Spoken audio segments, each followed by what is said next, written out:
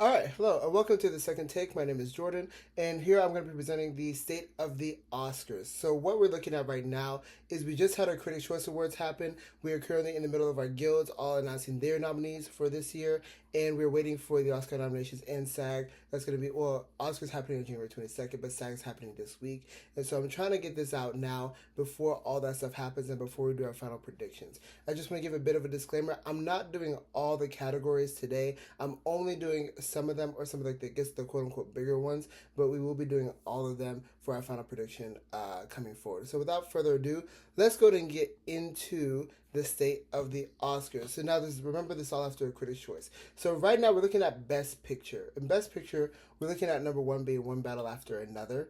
They just won the Critics' Choice, followed by Sinners, Hamnet, Marty Supreme, and Sentimental Value. So right now, the top five have not moved at all. We're pretty stable with the top five. These are pretty big contenders.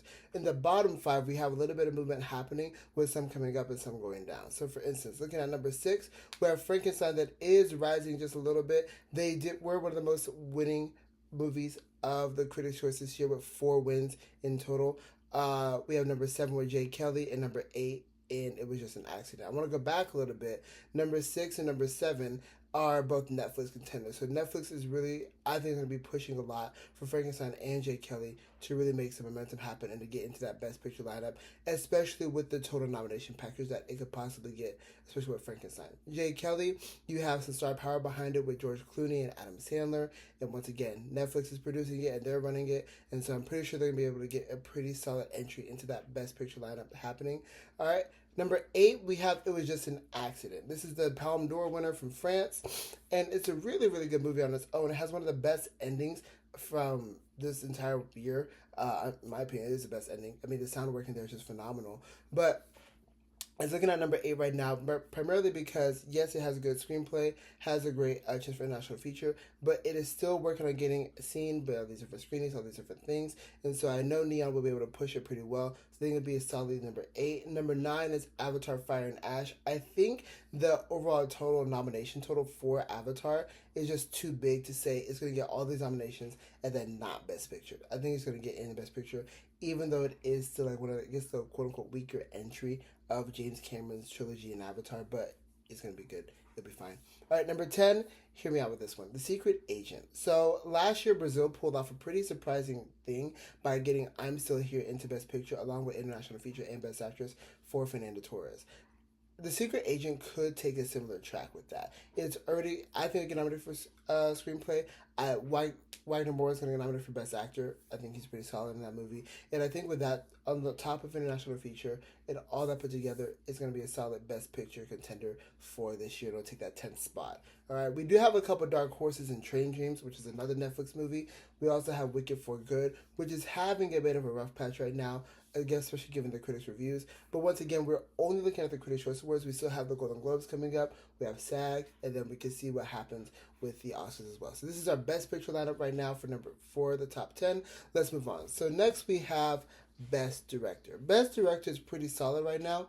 We're looking at Paul Thomas Anderson with One Battle After Another. He's been winning a lot of things. He won the Critics' Choice. I think he's going to be a solid front runner, especially given the fact that he has that overdue narrative for him, and I think this is just his time to win his award. All right, number two, we got Sinners and Ryan Coogler. Three, we got Guillermo del Toro. I think Guillermo del Toro is going to be a solid number three pick, especially because he's already established. He won Best Director before for The Shape of Water. He just did Pinocchio, and he's back once again with Netflix, which is once again growing a lot of traction recently, especially from the Critics' Choice, having one of the most wins of that night. So I think he'll be pretty solid in that. Marty Supreme, directed by Josh Safdie, which is really, really cool. The Safdie brothers, since they split from Uncut Gems. Josh Safdie has kind of proven that he can really, I guess, direct a film on his own, which is a really solid film. So I think he's going to be solidly number four in that. And then we have number five with Jafar Panahi from It Was Just an Accident. Once again, the Palme d'Or winner, boosted by Neon. I think he's going to be a solid lock, and he's an international feature as well. We have a couple of dark horse candidates, one of them being Chloe Zhao for Hamnet. She's done a lot of great work. I think the look of the film is just incredible. The direction, the pacing of it overall is just really, really good. I think she has a really good shot at getting in over one of these candidates. On top of that, we also have uh, Joaquin Trier for Sentimental Value, which the movie it could be just a little bit shorter, but overall he really gets it moving nice and well. And the way that he directs the actors is really incredible. I mean, the whole thing is just a phenomenal thing to see. But I think we got a pretty solid lineup for director. All right, let's keep moving. So now we're looking at original screenplay. This is where it can, pretty much similar. All right, we got It Was Just an Accident with Jafar Panahi once again, Palme d'Or winner, backed by Neon. I think it'd be a lock. I think it's a lock, honestly. Sentimental Value, then Sinners, Martyr Supreme, and then The Secret Agent. Once again, I think The Secret Agent is building up just enough momentum to get into this original screenplay lineup, and so I think we'll be good to go with this. This looks like a pretty solid lineup. We gotta wait and see what happens with everything else. But it's kind of weird with screenplay because WGA is after the Oscars, so we really don't have much to kind of gauge. It's kind of just like trust your instinct, go from there. Next, we have adapted screenplay.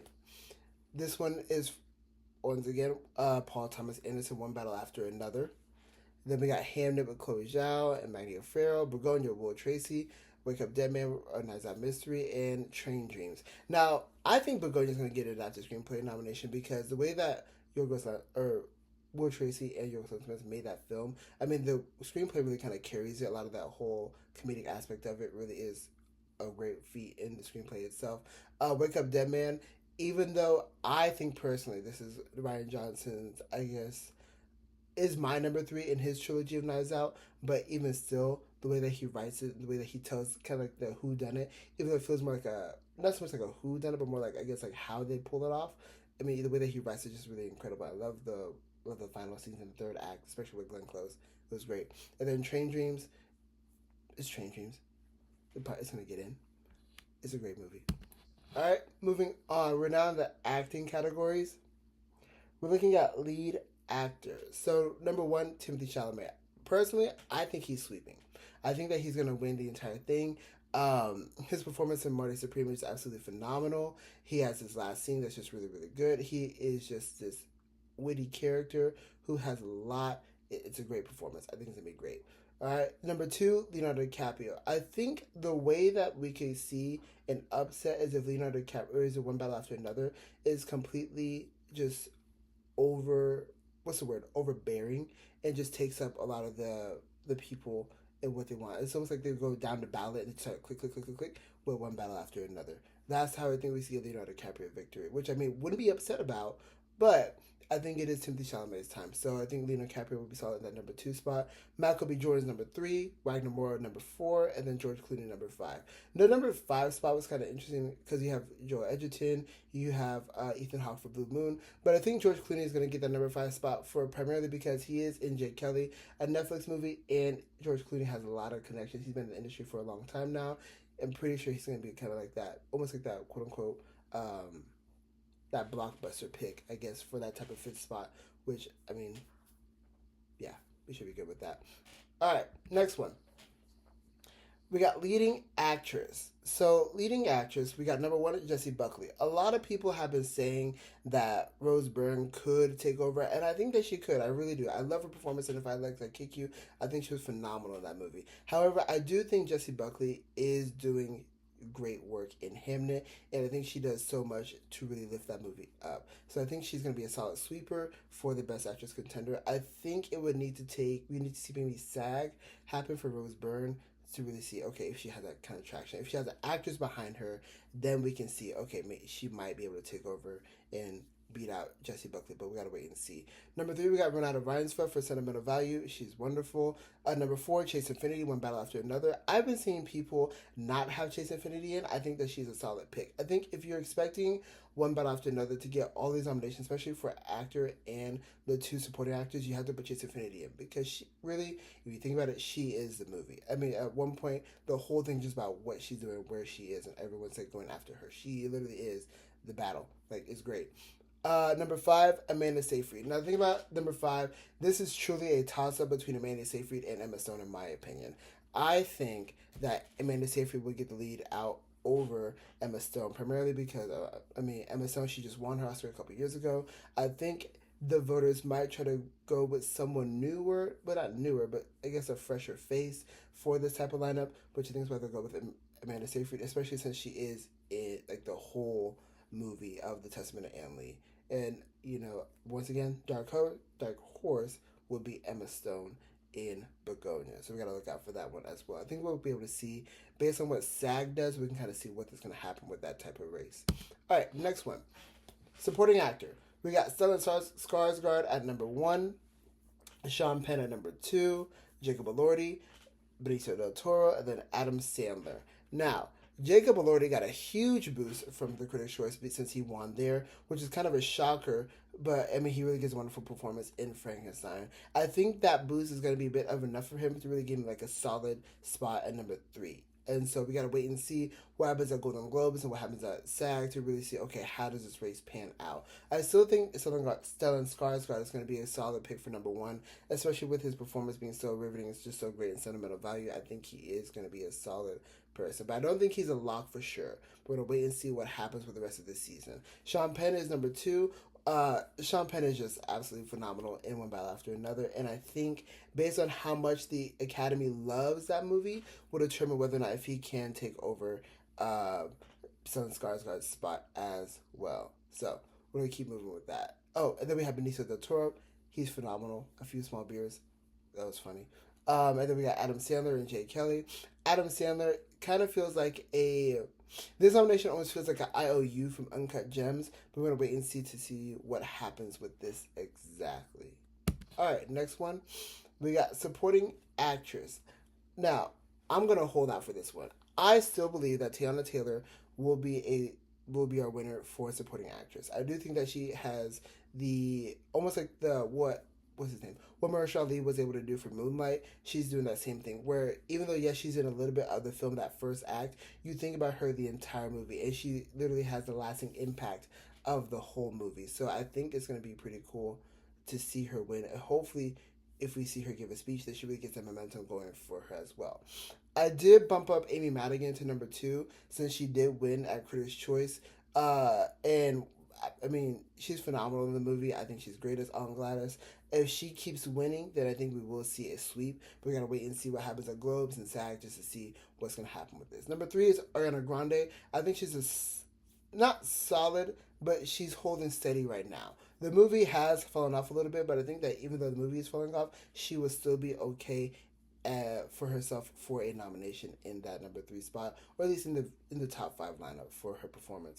Number 4, Inga Ipsala Lilius, Sentimental Value. She's my favorite from this movie. I loved her performance a lot. It was just great, especially like the one scene between her and Renata Reinsva where they're talking and they're asking about, and it involves her son. She gives a wonderful performance in this. It's really, really good. I love this, and so I think she's gonna be a solid pick for supporting actress. Number 5, hear me out for this one. Yes, I'm fully unaware that she's not been nominated anywhere yet. I'm holding out for SAG. But I do think that 5th spot is going to be Odessa Zion in Marty Supreme. Odessa Zion does so much is doing such great work in that movie, and she really is carrying her scenes on her back, and I love what she's doing in that movie. On top of that, Odessa Zion is a young up-and-comer, and we have TV shows like I Love LA where she's being featured. So I think the fact that she is quote-unquote, I guess, like the young ingenue, I feel like that she's going to be able to get like a nomination in that supporting actress lineup with the rest. But we're going to see what happens with SAG. I'm holding out for SAG, so I'm hoping for that one as well. Oh, and the dark horse, in my opinion, Regina Hall. Regina Hall is loved by the whole Academy. She's loved by the industry. She does, even though she doesn't have much screen time in One Battle After Another, I think she does enough to where she could get a nomination. Kind of like what Angela Bassett had in Black Panther Wakanda Forever. Or even like, I hate that I'm comparing this to her, even like Jamie Lee Curtis in Everything Ever All at Once. She could pull out a nomination just like that, but we gotta wait and see what happens, and she might get one at SAG, so we're gonna see what happens with that.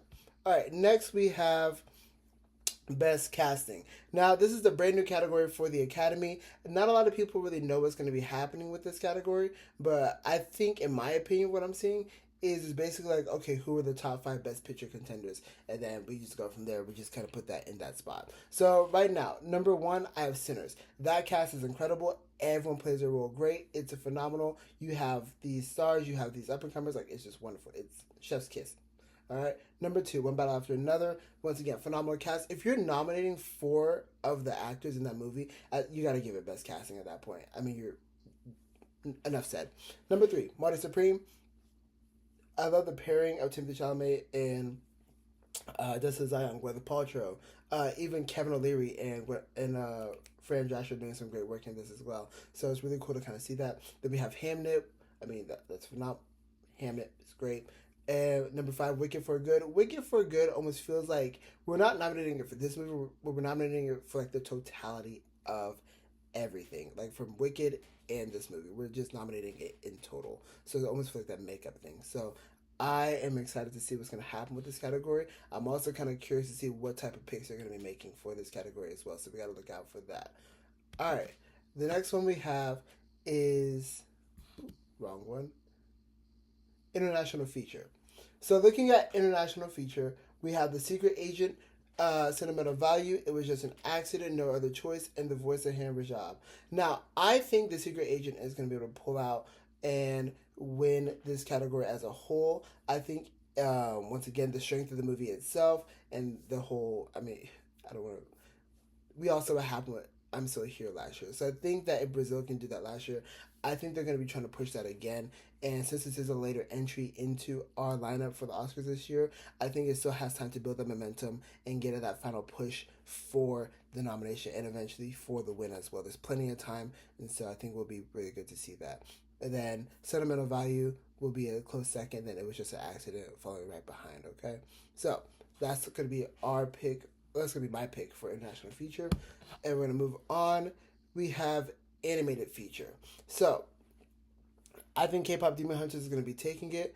Zootopia 2 right behind, Arco, Little Amelie, and then Scarlet. I think K-pop Demon Hunters is going to be a far ahead winner. I don't foresee this one really losing to anything. I mean, if it was a different year, we could be seeing some different things, but this is K-pop Demon Hunters time. Alright, and that's all I got for you guys today so far. Once again, like I said, I'm not doing all the nominations. I'm only doing some of them. Please feel free to follow me on Twitter or even check out and subscribe over here. Thank you for watching, and if you enjoy, keep updated, and I'll be posting my final Oscar predictions soon.